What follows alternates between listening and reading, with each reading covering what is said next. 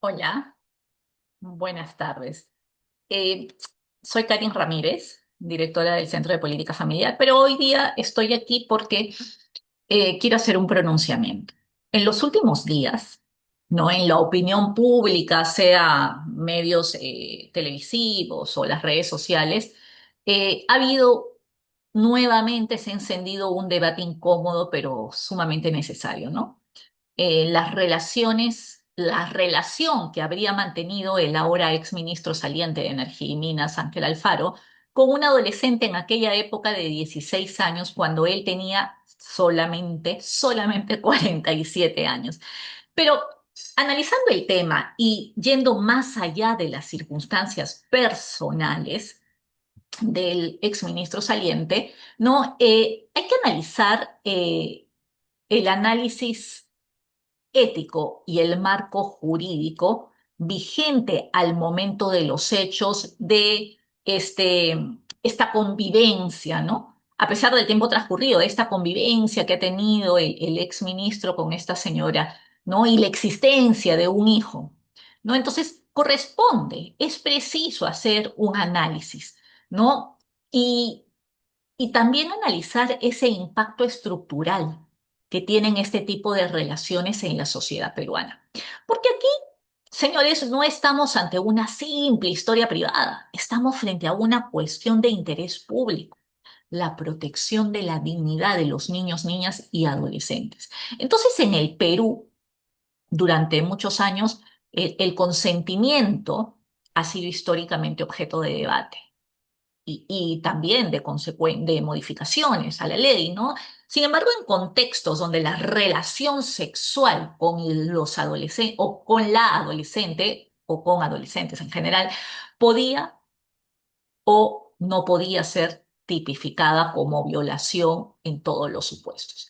Pero el análisis jurídico no se agota solamente en esa categoría. Y aquí quiero hacer mención, ¿no?, al Código Penal peruano, que ha contemplado figuras como la corrupción de menores o las situaciones eh, en que habría una asimetría de poder o de manipulación o de aprovechamiento de la vulnerabilidad. En esos casos se podía haber configurado delitos, se podían configurar ilícitos penales. Y si nos vamos al Código de los Niños y Adolescentes, es claro, pues, que esta norma tiene un enfoque protector de los niños y adolescentes, porque reconoce a estos adolescentes como sujetos de derecho, pero también como personas en proceso de desarrollo que requieren una protección especial. ¿Una protección especial frente a qué? Frente a situaciones que podrían, pues, afectar su integridad física, psicológica, moral, ¿no? Y si nos vamos a la Constitución Política del Perú, se establece en el famoso artículo 4, pues que el Estado y la comunidad protegen especialmente al niño y al adolescente. Entonces no se trata de una declaración simbólica, es un mandato vinculante. Y además son tres normas las que acabo de mencionar, tres normas peruanas, ¿no? Pero si nos vamos a las normas internacionales, que el Perú es miembro, es parte de instrumentos internacionales que refuerzan este enfoque protector, ¿no? Como por ejemplo la Convención sobre los Derechos del Niño, ¿no? En donde se establece un principio del interés superior del niño como eje de toda decisión que los involucre. Asimismo, pues, el Estado, ¿no? Perdón, esta Convención sobre los Derechos del Niño obliga a todos los estados que han suscrito esta convención a que sean protegidos contra toda forma de abuso, de explotación o de trato que menoscabe su dignidad. Además, tenemos la Convención de Belén de do Pará y la CEDAW también, la Convención sobre la Eliminación, sobre toda forma de eliminación de toda discriminación contra la mujer, perdón. Entonces, en ambos casos se advierte sobre las relaciones desiguales y las estructuras de poder que perpetúan violencia, especialmente cuando se involucran a niñas y adolescentes.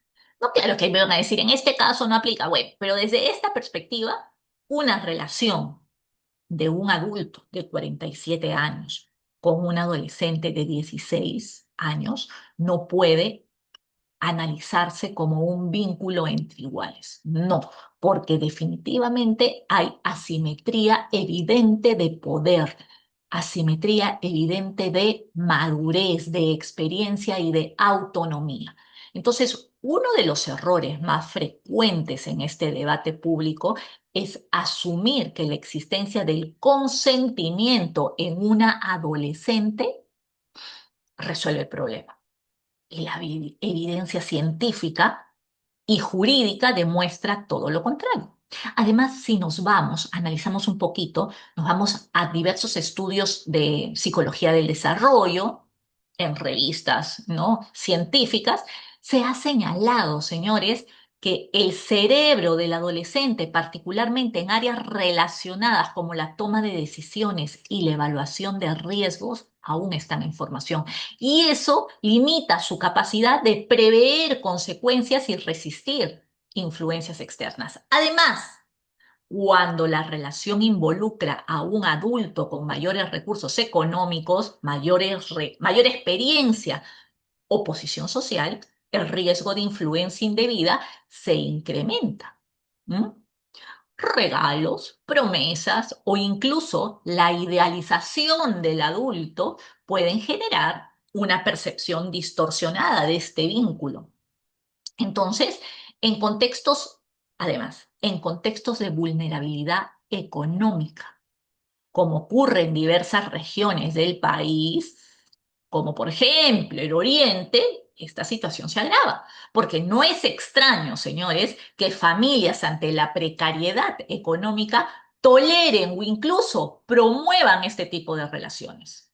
Pero esa realidad no las legitima, las hace más urgente de atender por parte de quién, del Estado peruano, con sus políticas públicas. Entonces, este tipo de relaciones no es exclusivamente del Perú. Se observa en distintas regiones del mundo, tanto rurales como con comunidades con prácticas culturales específicas. Sin embargo, el hecho de que ocurra con frecuencia no lo convierte en aceptable. Ojo ahí, ¿ah? En el Perú. El Perú, señores, es un Estado constitucional del derecho. Por lo tanto, no puede relativizar la protección de sus adolescentes en función de costumbres o en función de contextos, menos aún cuando se trata de autoridades públicas, cuya conducta debe ajustarse a estándares éticos más exigentes. Entonces recordemos que la dimensión ética está más allá de la legalidad, de la dimensión legal, incluso en supuestos en que no se configure el delito penal. ¿Qué duda cabe que va a ser determinado por las autoridades competentes en su momento? Pero la discusión ética aquí es ineludible. ¿Cuál es el mensaje que se transmite? ¿Cuál es el mensaje que se transmite a la sociedad cuando figuras de poder han mantenido relaciones con adolescentes? ¿Cuál es el modelo de masculinidad, de autoridad y de familia que se está validando? Desde una perspectiva de responsabilidad familiar corporativa o social incluso, ¿no? Entonces, este tipo de situaciones revela toda una crisis de referentes que hoy en día las tenemos. ¿No? Entonces, la familia, la escuela y el Estado no están logrando, señores, proteger ni orientar adecuadamente a los adolescentes. ¿Qué debemos hacer?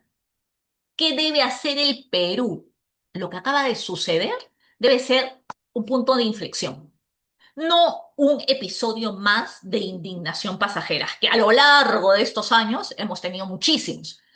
Primero, es imprescindible fortalecer la educación en afectividad, en sexualidad y en relaciones saludables, con enfoque en derechos humanos y prevención de la violencia. Segundo, se requiere de una política pública más robusta en protección de adolescentes.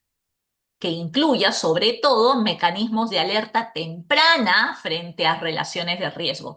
Y tercero, promover una ética pública más exigente, donde quienes ocupen cargos de poder comprendan que su vida personal también tiene implicancias sociales, señores. Y finalmente, debemos todos trabajar en el núcleo más importante, la familia. No desde la idealización, sino desde la responsabilidad. Padres informados, padres conscientes, padres comprometidos son la primera línea de defensa frente a estas situaciones. Finalmente, quiero dejar una pequeña reflexión. El Perú, señores, no puede seguir normalizando relaciones que, aunque se presenten como consensuadas, están atravesadas por desigualdad, vulnerabilidad y poder. Proteger a nuestros adolescentes no es una opción, sino una obligación jurídica, humana y ética. Una sociedad, señores, que no cuida a sus jóvenes, no solamente falla en el presente, sino que está comprometiendo su futuro. Ejemplos abundan, señores. Eduquemos bien y pongamos coto a este tipo de situaciones. Ha llegado el momento de saber elegir. Estamos en la obligación, señores, en la obligación de elegir bien a nuestras autoridades, quienes van a ser, quienes van a dar las próximas leyes, quienes van a hacer cumplir las normas. Es realmente preocupante. Quedan 3 semanas para saber quién va a manejar las riendas de nuestro país. Por favor, esculquemos bien esa vida personal y profesional de quienes se están presentando o por quienes nosotros tengamos simpatía por esas personas. No nos dejemos comprar tan fácilmente por $2, por las prebendas o por el clientelismo barato, señores. Es el futuro nuestro, de nuestros hijos, de nuestras futuras generaciones. Hemos sufrido ya 10 años y estos últimos 5 han sido catastróficos. Si no fuera por nosotros, los ciudadanos, que seguimos llevando el motor de nuestra economía adelante, ¿qué hubiera sido de nosotros? Entonces, ejerzamos bien nuestro poder ciudadano, nuestro poder de informarnos. Por favor, es momento que el Estado, el gobierno, tomen en cuenta estas reflexiones que acabo de decir. Ya basta de autoridades que no tienen ética, que algunas se salvan de no tener supuestamente casos judicializados o investigaciones. Pero señores, ¿dónde queda la ética?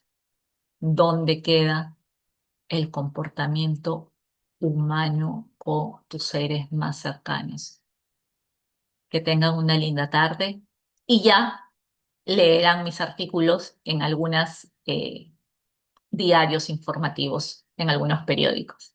Nos vemos pronto. Chao.